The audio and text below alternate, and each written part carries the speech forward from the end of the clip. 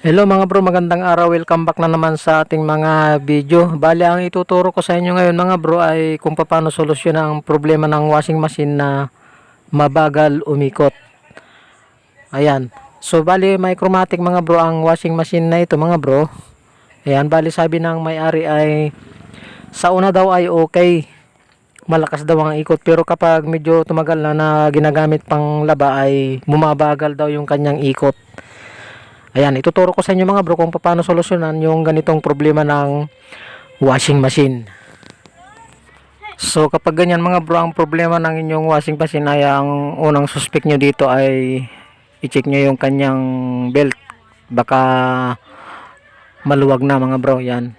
So titignan ninyo kung malaki na yung kanyang pre-play. Ayan o, tulad nito mga bro, napakalaki na ng kanyang pre-play. Ayan, yan yung unang i-check nyo kapag mabagal ang ikot ng inyong washing machine. Ayan mga bro, susubukan nating pigilin mga bro yung kanyang pulya. Tapos iikutin natin tong pulya ng ating motor ng ating washing machine. Ayan, kung mapapansin nyo mga bro ay umi-slide na. Masyado nang maluwag yung kanyang belt. Ayan o, yan yung pulya ng ating motor ng washing machine ay umi-slide na. Kapag pinipigil ko yung pulya ng kanyang gearbox, kung mapapansin nyo mga bro, ayan o, ayan. So sa pagkakataong ito mga bro ay ituturo ko sa inyo kung saan tayo mag-a-adjust ng belt ng ating Micromatic washing machine. Ayan. Okay, bali itutumba natin mga bro itong washing machine natin at titignan natin kung may pag-adjustan dun sa kanyang sa kanyang baba. Ayan, okay. Tingnan natin mga bro. Tumba lang natin tong washing machine natin. Ayan mga bro, kung mapapansin nyo mga bro ay wala siyang pag-adjustan dun sa ilalim mo. Ayan. So, ang gagawin natin dyan mga bro, kung wala kayong makitang pag-adjustan dito sa kanyang ilalim ay tatanggalin natin yung kabiyak ng ating washing machine para dun tayo mag-a-adjust dun sa mismong loob ng kanyang motor o dun sa kanyang base ng kanyang motor. Ayan. Okay, tanggalin natin mga bro yung apat na screw dito sa kanyang tagiliran. Ayan, yan yung mga yan.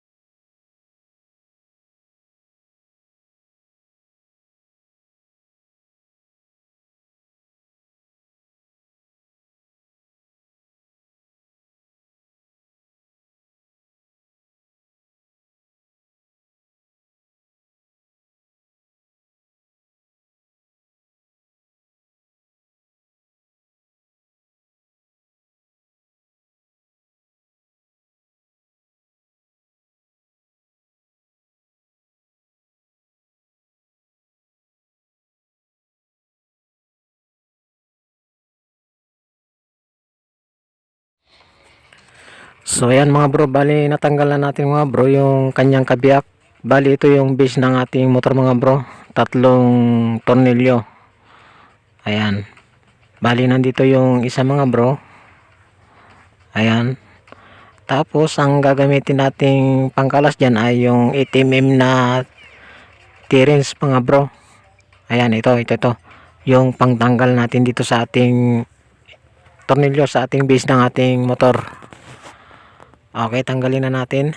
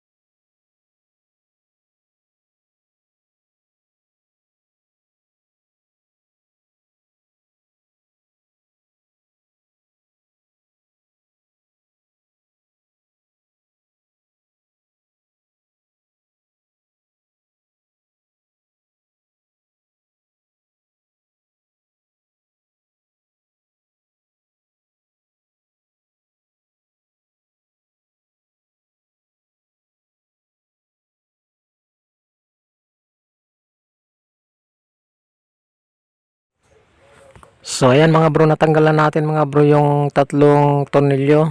Ayan, kung mapapansin nyo mga bro, dito sa base ng ating motor ay oblong yung kanyang butas. Ayan, sinadya talaga mga bro ng mga gumawa niyan para in case lang na maluwag na yung ating belt ay pwede nating ilayo yung motor o ipaaling natin para medyo lumayo siya dun sa pulya ng ating gear case.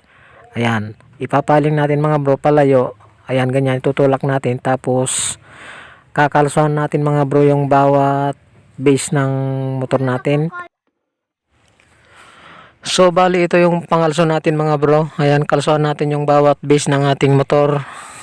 Ayan, para in case lang na mahigpitan natin yung kanyang tornilyo ay hindi magbago yung adjust ng motor natin, para mayroon siyang pinaka-stopper bawat base ng motor natin. Lagyan natin ng kalso, magkakalso tayo. Ayan, tapos lagyan din natin dito sa ito sa pangatlong base natin para hindi gumalaw yung motor natin o hindi magbago yung kanyang adjust. Ayan, okay, nalagyan na natin mga bro ng mga kalso. Ibalik na natin yung mga screw ng ating base ng motor.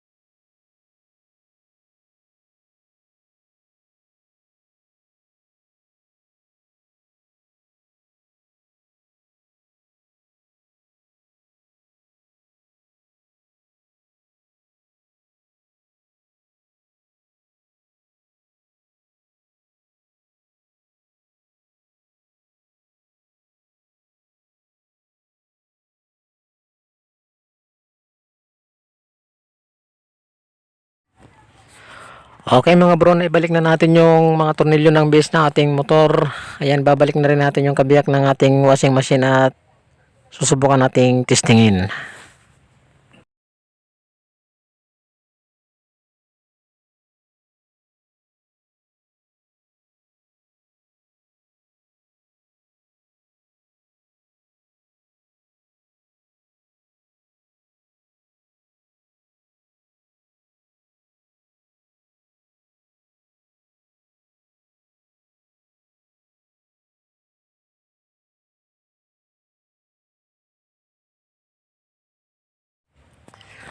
Okay, na ibalik na natin mga bro yung belt ng ating washing machine. Subukan nating testingin, lagyan natin ng labahin.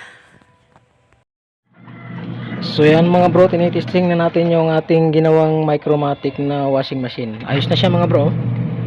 Ayan. Micromatic.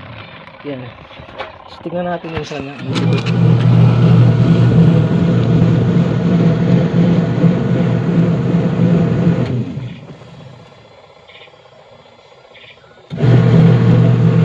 Okay, ayos na mga bro. Yan, ganun lang gawin nyo kapag ang Micromatic na washing machine nyo ay mabagal ang kanyang ikot. Okay.